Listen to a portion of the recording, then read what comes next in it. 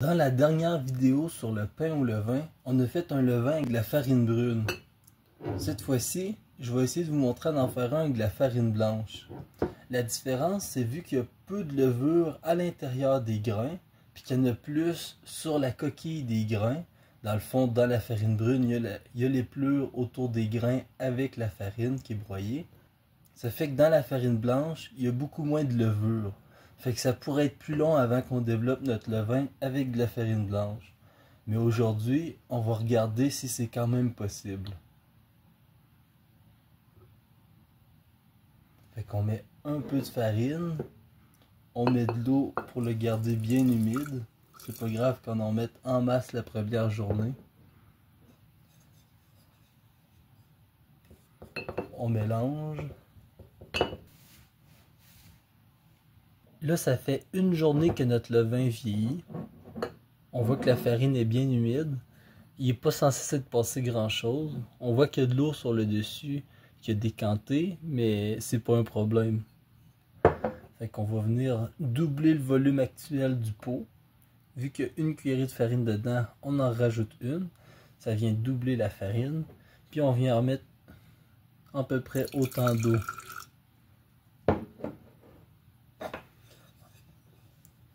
On mélange.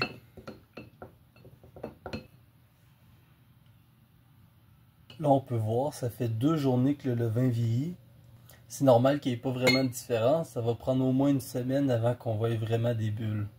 En attendant, là actuellement, il y a 2 cuillerées de farine dans notre levain. Fait qu'on va en remettre 2 autres pour venir doubler le volume total.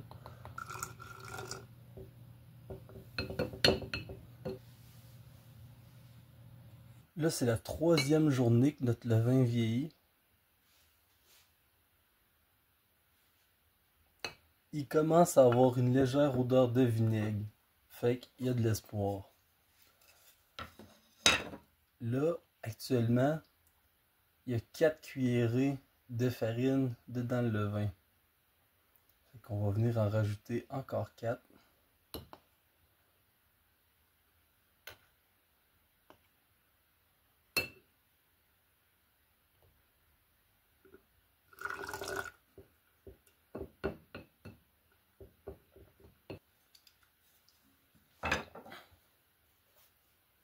Là, c'est la 4e journée que notre levain vieillit.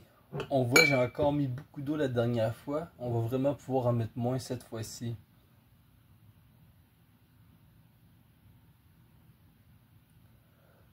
Notre levain, il sent de plus en plus le vinaigre. Fait que d'ici quelques jours, on pourrait s'attendre à avoir des bulles. Là, on est rendu à 8 cuillerées de farine dans notre levain. Fait qu'aujourd'hui, on va en remettre 8 pour venir doubler le volume. Être sûr que toutes nos levures vont avoir assez de manger pour faire autant de bulles que possible. Maintenant qu'il est rendu pas mal plus épais, mon levain, on devrait commencer à voir l'apparition des bulles dans les prochains jours. Là, ça fait 5 jours que notre levain vieillit. La dernière fois, on a mis 8 cuillerées de farine. Fait que ça faisait un total de 16. Fait qu'aujourd'hui, on est rendu à mettre 16 cuillerées de farine.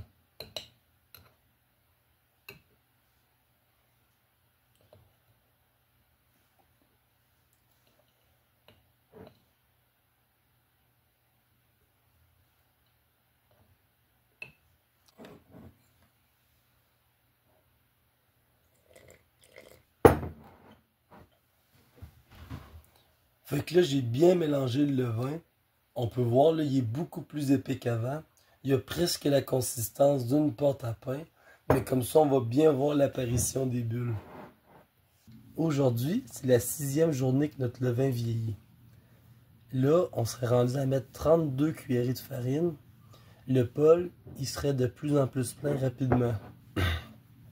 Comme on veut laisser encore quelques jours à notre levain pour vieillir, parce que je pense que dans 3 à 5 jours, il va être prêt, je vais me mettre à mettre une dizaine de cuillères à table de farine par jour. Puis d'après moi, ça va être amplement suffisant pour permettre à notre levain de se développer. Il est en masse épais. Comme ça, on peut voir, là, il y a des bulles un peu tout le tour qui se sont formées. Fait que ça, c'est un très bon signe. Sur le dessus, ça a quand même séché, mais c'est pas grave, quand on va le remélanger, ça va disparaître.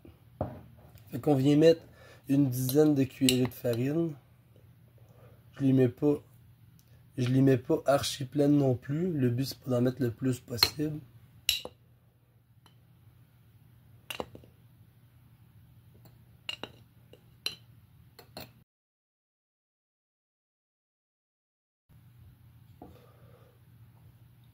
Là, on peut voir que notre levain il est juste bien liquide, assez épais pour qu'on voie l'apparition des bulles. Fait qu'on va le laisser, puis on se revoit demain. Maintenant, notre levain est rendu à 1 semaine. On peut voir il y a plusieurs bulles qui se développent dans notre levain.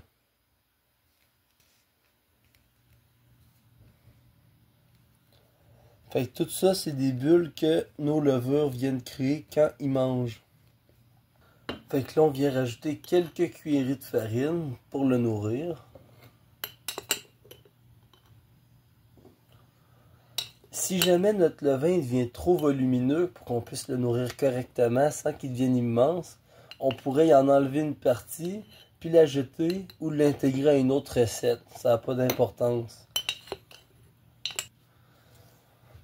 Fait que là, vu que notre levain il a déjà commencé à faire des bulles, probablement que demain il va en avoir encore aussi. On va voir. Mais si c'est le cas, ça va vouloir dire que notre levain il est déjà stable.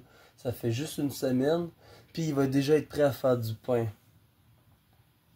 Fait qu'on peut dire que faire un levain à partir de farine blanche, ça peut y prendre 2 fois plus de temps à se stabiliser qu'un levain à partir de farine brune.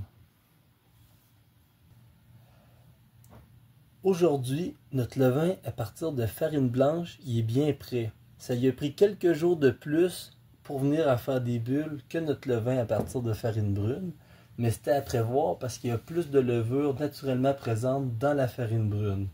Mais c'est quand même possible de le faire avec de la farine blanche. Pour faire le pain, on va avoir besoin de 2 tasses de farine blanche, puis on va venir ajouter 1 tasse d'eau. On ajoute la 2e tasse de farine. On vient former un cul de poule. Comme ça va éviter que l'eau tombe partout autour de la farine, puis ça va être plus facile pour mélanger les 2 ingrédients. On va venir ajouter l'eau en plusieurs fois parce que ça va être plus facile à mélanger.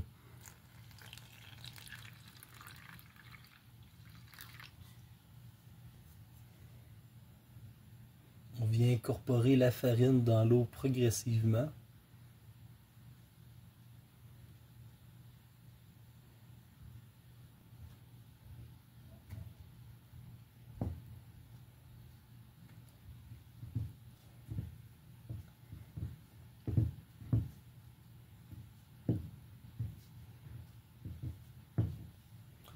Là, vu qu'il reste encore pas mal de farine qui n'a pas absorbé d'eau, on va venir ajouter notre levain parce que ça va être plus facile.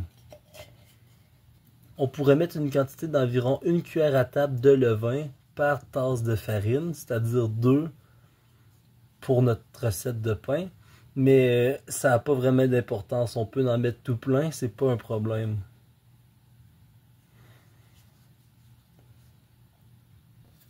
Je vais venir faire sécher une partie de mon levain sur une petite planchette de bois.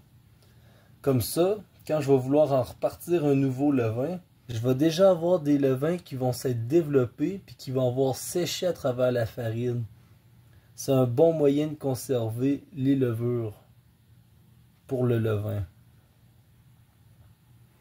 Fait que je viens juste comme ça appliquer une petite couche de levain sur ma planchette de bois. Puis je vais venir laisser sécher ça. Puis ensuite, ça va se conserver pendant plusieurs mois, voire des années. Pour repartir le levain, il va juste rester à décoller les croûtes, les mettre dans de l'eau, puis faire comme avec un levain normal, sauf que ça va aller beaucoup plus vite.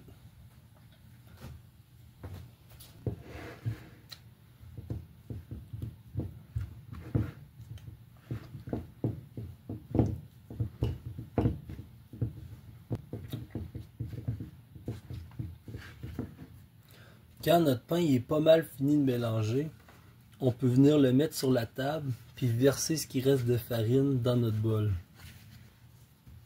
Fait que là, il reste juste à venir pétrir le pain jusqu'à ce qu'il ait absorbé toute la farine.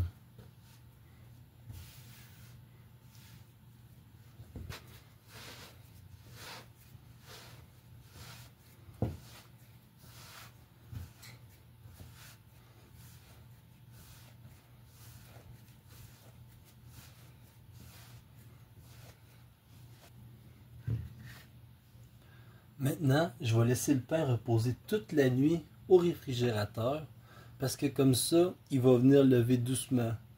Sinon, je pourrais le laisser 3 ou 4 heures à température ambiante, puis ensuite il serait pas mal prêt à faire cuire. Là, à la place, je vais le laisser toute la nuit au frigidaire. Ça prend un peu plus de temps, mais ça fait pas de différence. Je viens le recouvrir. J'ai mis des petits bâtons pour pas que le tissu colle à la serviette. Puis je vais venir laisser reposer ça toute la nuit au réfrigérateur.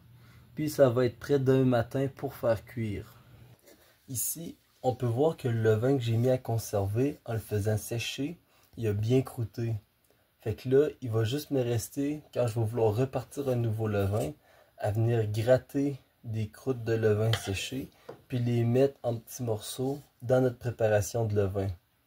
Puis ensuite, notre levain va beaucoup plus vite se développer grâce à notre levain séché.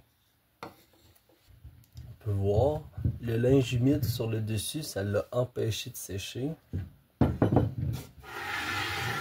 Là, ce qu'on va faire avant de faire cuire notre pain, c'est de le mettre en petites boules, parce qu'on veut pas un énorme pain d'un coup non plus.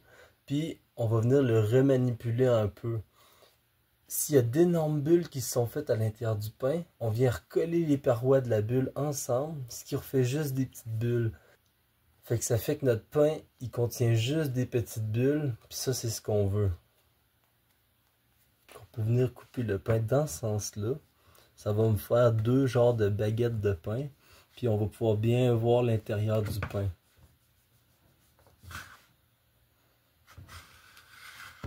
On peut voir dans notre pain, il y a vraiment plein de petites bulles, ou même des plus grosses, qui se sont formées un peu partout. Et ça veut dire que notre pain va bien lever durant la cuisson. Les 2 pains que je viens de former, je vais venir les recouvrir pour les laisser vieillir environ 1 heure ou 2. Ça va permettre de recréer plusieurs petites bulles. Parce que là, veux pas, j'en ai écrasé plusieurs, même si mon but c'était d'écraser principalement les grosses. Fait que dans 1 heure ou 2, je vais venir les mettre au four, puis ensuite on va le faire cuire. Là, j'ai laissé le pain réchauffer. Comme ça, il a refait des bulles. On peut voir qu'il a pris un peu de volume. Après ça, j'ai fait des lignes pour éviter que la croûte craque pendant la cuisson. Puis là, on va venir enfourner le pain. On le met dans le four. On va mettre le feu à 300 degrés Fahrenheit. Puis ensuite, je vais mettre le timer à 1 heure.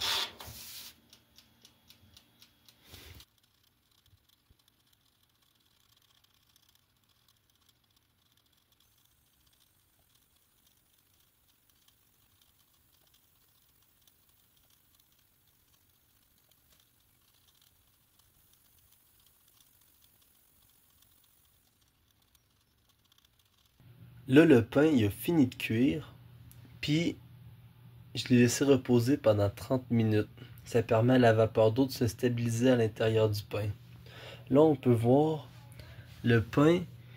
J'avais mis le four en mode steak. Mais ça fait qu'il y a juste les éléments chauffants du haut, puis pas ceux d'en bas qui chauffent.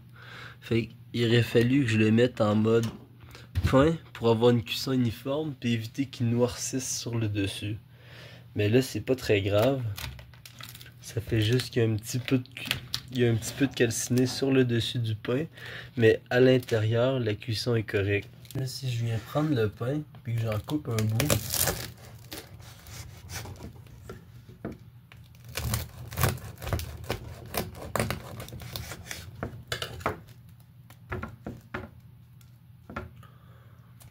on peut voir, la cuisson du pain a pas eu de problème. Il est peut-être un peu plus dense au pied du pain que sur le dessus, mais ça s'explique par la cuisson qui n'a pas été homogène. Fait que la prochaine fois, ce sera juste de refaire du pain en pensant bien de mettre le bon mode au four, puis il va être tout bien cuit.